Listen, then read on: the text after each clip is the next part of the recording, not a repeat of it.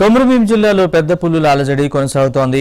అభయారణ్యంలో ఉండాల్సిన పులులు జనారణ్యంలో తిరుగుతున్నాయి. గ్రామాల పొలిమేరలోకి వచ్చి వరుస దాడులు చేస్తూ మూగ జీవాలని మనుషుల్ని హతమారుస్తున్నాయి. పులి దాడిలో వ్యవసాయ కూలి మరణించగా రైతు తీవ్రంగా గాయపడ్డాడు.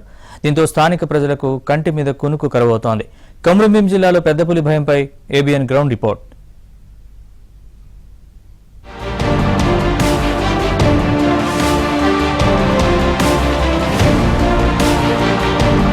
కొమరంభీం జిల్లాలో పెద్ద పులుల టెర్రర్ కొనసాగుతోంది.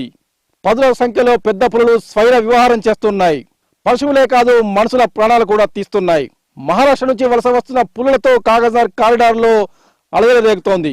4 ఏళ్లలో 4 మనుషుల ప్రాణాలు పెద్ద పులులు తీశాయి. తాజాగా వ్యవసాయ కూలి లక్ష్మి మరణంతో స్థానికంగా తీవ్ర భయాందోళనలు వ్యక్తమవుతున్నాయి. అసలు కాగజార్ కారిడార్లో ఏం జరుగుతుంది? పెద్ద పులుల విషయంలో అటవీ శాఖ తీరు ఎలా ఉంది? అటవీ గ్రామాల ప్రజలు ఏమనుకుంటున్నారు? ఈ స్టోరీలో చూద్దాం.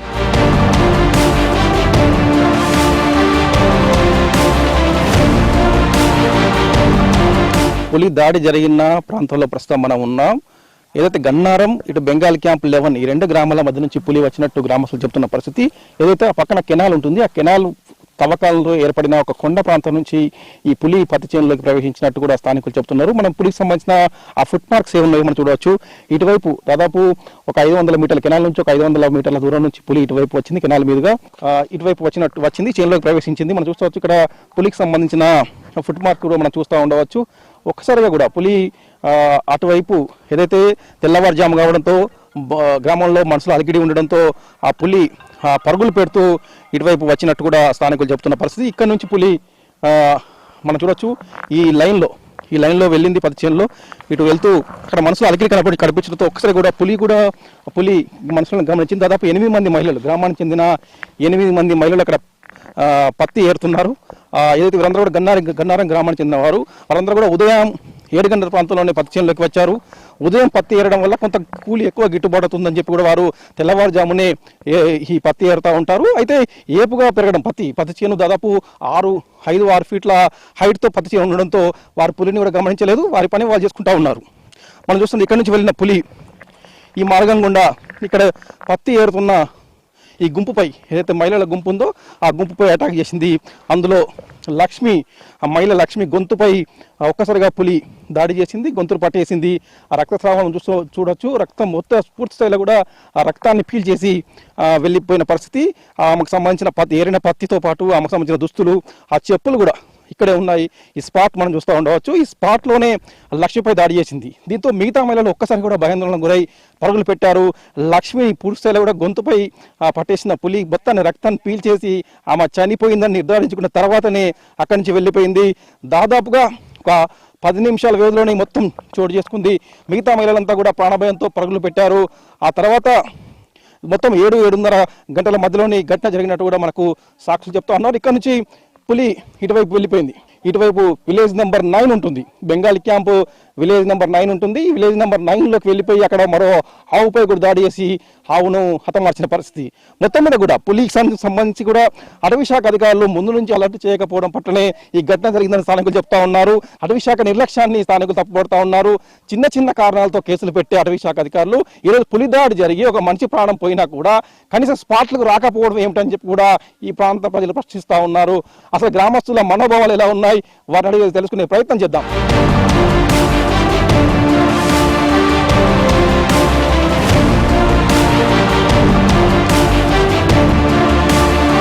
పులి దాడి జరిగింది కదా, ఇప్పుడు ఏంది పరిస్థితి? గ్రామాల పరిస్థితి ఎలా ఉంది? గ్రామాల పరిస్థితి ఏంది, మొత్తం ఊరు అందరు వచ్చిండు.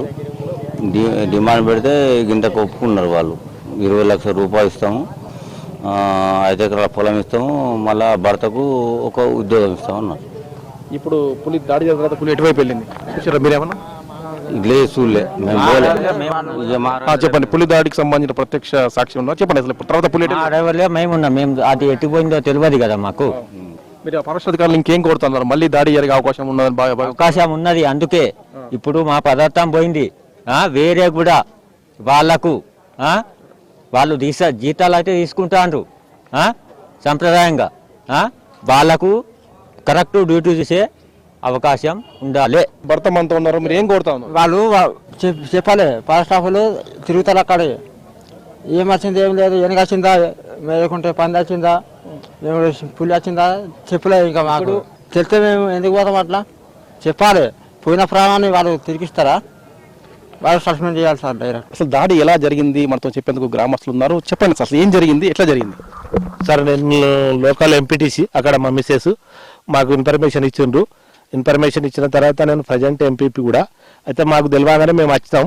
రాగానే ఇట్లా అది ఒక ఊరుంది సే నంబర్ అని, ఆ చే నంబర్ నుంచి నీలగిరి చెట్లు ఉన్నాయి, నీలగిరి చెట్లకి వెళ్ళి అట్లా వెళ్ళినప్పుడు ఒక స్కూలుకు వరకు ఇద్దరు పిల్లలు పోతాళ్ళు. వాళ్ళు చూసి ఐబద్దిని ఉరికొచ్చిండ్రు. ఉరికి రాగానే ఇటు కూలీలు కలబడ్డారు. వాళ్ళకు వాళ్ళ నాన్నకు చెప్పిండ్రు షేర్ అని. చెప్పగానే వాళ్ళ తాతగాళ్ళు ఏం చేసిండే, అరే షేరారా అని ఇన్ఫర్మేషన్ ఇచ్చిండు వీళ్ళకు. వీళ్ళు ఏమనుకున్నారంటే వీళ్ళు పాపం కూలీలు ఎక్కడ దొరికితే అక్కడ కూలీ చేసుకుంటారు. 6 గంటల ప్రాంతంలో వెళ్తారు సార్. 6 గంటల ప్రాంతంలో వెళ్ళినప్పుడు ఏమవుతుంది అంటే మనసు పూట పత్తి మెత్తగా ఉంటుంది. మెత్తగా ఉండుట్లా 1 కిలో వజన్ ఎక్కువ వస్తుంది అనే ఆలోచనతోని 6 గంటలకి వచ్చిండ్రు. 6:30 వరకు 7 గంటల వరకు ఇంత ఏరిన్లు. మామూలుగా ఒక 5 కిలోలు 3 కిలోలు అంత ఏరిన్లు. ఏ రూట్లో ఉన్న వాళ్ళు కాబట్టి పులి కొరకు వాళ్ళకి ఏరియాలో పులి తిరగలే కదా, ఎన్నడూ లేదా అనే ఆలోచనతో వాళ్ళ పని మీద వాళ్ళు ఏమైనా ఇన్ఫర్మేషన్ ఎవరు ఇవ్వలే. ఈ ఫారెస్ట్లో నిర్లక్ష్యం కూడా ఉంది. వాళ్ళు వచ్చినప్పుడు ఏదైనా మా చుట్టాలకు చెప్తే మేము డబ్ సాటింపో అదో ఇదో చేసి ఇన్ఫర్మేషన్ ఇచ్చేటోళ్ళం. వాళ్ళు ఏమి ఇన్ఫర్మేషన్ ఇవ్వలే కాబట్టి ఇక్కడ పులి ఎందుకు వస్తుంది, వీళ్ళు అట్టేనే అంటాను బెంగాలోసు మేమే ఏరుకుంటానమనే ఆలోచనతో అంటాను కావచ్చు పొద్దుగాల వచ్చా అనే దాని మీద వాళ్ళు నిర్లక్ష్యం చేసిండ్రు. ఇంకోటి రెండోది ఏంటంటే వాళ్ళ చేను కాదు ఇది, వీళ్ళు కూలోళ్ళు.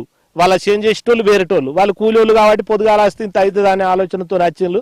అది గుర్రె లక్ష్మి అని ఈ కూలోళ్ళు, వాళ్ళ అత్త కూడా ఉంది. 8 మంది కూలోళ్ళు వచ్చిండ్రు.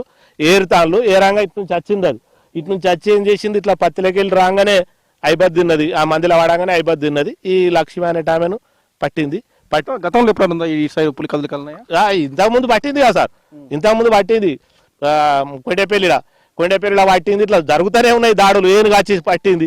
ఫారెస్టుల నిర్లక్ష్యం అంటే వాళ్ళు ఏం చేస్తారు, వాళ్ళని అరుడు కానీ దాదాపు ఏం చేస్తలేదు సార్. ఫారెస్టులో ఒక పంది పట్టిందంటే ఉరికెత్తాలు, 10 నిమిషాలు ఉరికెత్తాలు. ఇక్కడ శివం వచ్చింది అన్నాక ఆ 1-2 గంటలు రాలేదు సార్. ఇక్కడికి పోవాలంటే ఎవడు పోతాడు చెప్పు పులి అన్నప్పుడు అందరు భయపడితే మేము ధైర్యంగా వచ్చి అరే ఏమైతుంది బాయ్ పానం ఉన్నదా పోయిందా అని తెలుసుకోవడానికి కూడా మాకు అవకాశం లేకుండా పోయింది. లాస్ట్కి వచ్చే వరకు పానం పోయింది. ఏదో చూసేటోళ్ళుగా మేము హాస్పిటల్ వేసుకపోతామని వాళ్ళ నిర్లక్ష్యం కొరకు చెప్పినాం తప్ప హాస్పిటల్ వరకు లేదు. పానం ఈయనే పోయింది. దీంట్లోకి వెళ్ళి నాకు రక్తం కారుతా అంటే పత్తి పెట్టి ఒత్తి చూసినాం, అయినా కూడా ఏం లేదు అప్పటికే. ఇప్పుడు ఏమున్నది సార్, జంగల్ వాళ్ళ కొరకు కాదు మాకు కూడా, మేము కూడా జంగల్ కాపాడుకుంటాను. చేతులు కాలినాక ఆకులు పట్టుకున్నట్టు జంగల్ అంతా కథ ఇప్పుడు అయినట్టు మేము ఇప్పుడు ఏదో చేస్తాను అన్నట్టు ఇప్పుడు ఫారెస్ట్లో డామినేషన్ ఉన్నది కాబట్టి ఇక్కడ చేసేది ఏం లేదు. పరిస్థితి ఇప్పుడు పంట చేనులకు భయం లేకుండా పోయే పరిస్థితి ఉందా మరి? ఏంది కూలీలు కావచ్చు రైతులు కావచ్చు ఎట్లా పోతారు సార్, ఎట్లా పోతారు? ఏం ప్రొడక్షన్ అని పోతారు. బెదిరిస్తామంటేనే ఫారెస్టులు బెదిరిస్తాను. నువ్వు పులిని ముడతావా పిల్లిని ముడతావా అంటాడు. అది పులి ఉన్నది తెలుతలేక మాకు పిల్లి ఉన్నది తెలుతలేదు. నువ్వేం చేస్తలేవు. ఒక షార్ట్ వైర్ పెడితే పట్టుకపోతాను. రైతు ఎట్లా బాగుపడతాడు చెప్పు? పత్తి ఇంత పెద్ద చేను చేసిండు, పత్తి చేసుకున్నాడు. ఆ చేను ఆయన ఎట్లా బాగుతాడు మరి? కూలీలు ఎట్లా వెళ్తాయి చెప్పు? రేపు కూలీలు రాలు 10 రూపాయల కిలో ఇప్పుడు ఏరేది 20 ఇస్తానన్న రాడు. వాని పానానికి కన్నా ఎక్కువనా? వాని పానం ఏమైందంటే మంచిది ఇంకా జంగట్లా మేము ఎట్లా రావాలి అని వాళ్ళు రాడు. చేను పరిస్థితి ఏంది, రైతుల పరిస్థితి ఏంది? ఫారెస్టుల నిర్లక్ష్యం వలన మేము ఎవరికన్నా ధైర్యంగా మేము చెప్పే పొజిషన్ లేకుండా ఏం కోరుతా ఉన్నారు డిపార్ట్మెంట్ అంటే కొంచెం దాని అలా నిర్లక్ష్యం లేకుండా సార్. ఒక పానం నిండు పానం బలి తీసుకున్నప్పుడు వాళ్ళు అక్కడ పోయితే దానికి మేము ఉన్నాము అనే ధైర్యం అయితే ఉండాలి కదా సార్. సచిన కాడు గురికొచ్చి కేసు పెట్టేటప్పుడు ముంగట ఉన్నప్పుడు పానాన్ని తెగించి వాళ్ళు నెలకు నౌకరు తీసుకుంటారు కదా. నౌకరు తీసుకుంటలేదంటే లేకపోయారు. బీట్ ఆఫీసర్ ఏం చేస్తాడు, ఊరుకుని 2 వాచారులు వాళ్ళు ఏం చేస్తాండ్రు? ఒక్కడ నచ్చిండా? 10 గంటలు 8 గంటల రాలే. డిఎఫ్ ఆఫీసు ముంగట పీనుగు వేసుకొని కూర్చుంటే పొద్దుగాల 8 గంటలు 9 గంటల నుంచి కూర్చుంటే 1-2 దాకా రాలే సార్. అట్లా నిర్లక్ష్యం కాదా వాళ్ళది?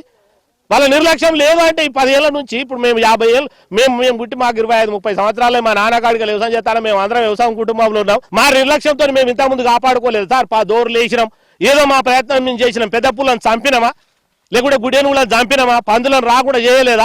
ఇప్పుడు ఆ నిర్లక్ష్యం అనేది చెప్తలేరు. ఏమన్నా అంటే ఇప్పుడు బాధ్యత నువ్వు పెద్ద పుల్లి చూసినవంటే నిన్న దాచిన పెద్ద పుల్లి నువ్వే చంపినవు రాడు కేసు పెడతాడు. ఒక పంది కలితే పందిని కవరు పెట్టుకుంటాడు సార్. ఈ పత్తి ఉన్నదని పత్తి చేయాల పందిని కవరు పెట్టుకునే వాడు వాడి పరిస్థితి ఏంటంటే జాగుడి కవరు పెట్టుకునే పరిస్థితి ఏర్పడదు. నాడు వెనకట ఏలుపులు అని ఇదని అదా అని పందులో కవరు పెడతారు. అక్కడ కవరు పెట్టని పరిస్థితి ఏర్పాటు చేస్తాను. ఇప్పుడు ఏమన్నా అరే పందిని చంపిన వారు 10,000 దాండు 20,000 దాండు ఏడికెళ్ళి పెడతాడు సార్ దండగా అన్నప్పుడు దీనికి కూడా వాళ్ళ నిర్లక్ష్యం వహించాలి. నెల నెల జీతం తీసుకున్నప్పుడు జంగల్ పక్క ఏరియాలో కొద్దిగా సెక్యూరిటీ లెక్క తిరగాలి, చెప్పాలి మాకు ఇన్ఫర్మేషన్ ఇవ్వాలి. అరే ఇవ్వాలి ఇటు తిరిగింది, వాళ్ళు సీసీ కెమెరాలు ఉన్నాయి, ఈ ఏరియాకి వచ్చింది పులి, ఈ ఏరియా గుడేనుగా వచ్చింది, లేకుంటే పంది వచ్చింది, మీరు జాగ్రత్త ఉండాలి అంటే మేము జాగ్రత్త పడతాం కదా సార్. వాళ్ళకి చెప్పే ఓపిక కూడా మాకు చెప్పని లీడర్లకు మేము ఉన్నాం కదా, కొత్త నౌకరు చేసడానికి. అరే పోకులరా బిడ్డ ఇది ఇట్లున్నది అది అట్లున్నది అని మేమైతే చెప్తాం కదా సార్. మాకే ఇన్ఫర్మేషన్ ఇవ్వకుండా మేమేదో పోటుగాళ్ళ లేక తిరుగుతానం అనుకుంటా, నీ యొక్క సీసీ కెమెరా అక్కడ ఉన్నది ఇక్కడ ఉన్నది అనుకుంటా వాళ్ళ ప్రయత్నం వాళ్ళే చేస్తాను తప్ప రైతులకు సాయం చేసింది ఏంది? ఈ విధంగా అటవీ శాఖ అధికారుల తీరుపై వీళ్ళంతా కూడా అభ్యంతరం ఆగ్రహం వ్యక్తం చేస్తున్నారు. అటవీ శాఖ తీరు మారాలి, అటవీ శాఖ మేము సహకరిస్తాం, మేము వన్యప్రాణులను కాపాడుకునేందుకు మేము కూడా సహకారాలు అందిస్తాం. కాకపోతే మనసులో ప్రాణాలకు విలువ ఇవ్వండి, మనసులో ప్రాణాలను కాపాడని చెప్పి కూడా ఇక్కడ ప్రజాప్రతినిధులు ఇక్కడ గ్రామస్తులు కోరుతా ఉన్నారు. ఇది ఇక్కడ పరిస్థితి. శ్రీనివాస్తో మాంతా యమరావతి కుమ్మరం మాసిబాద్ జిల్లా.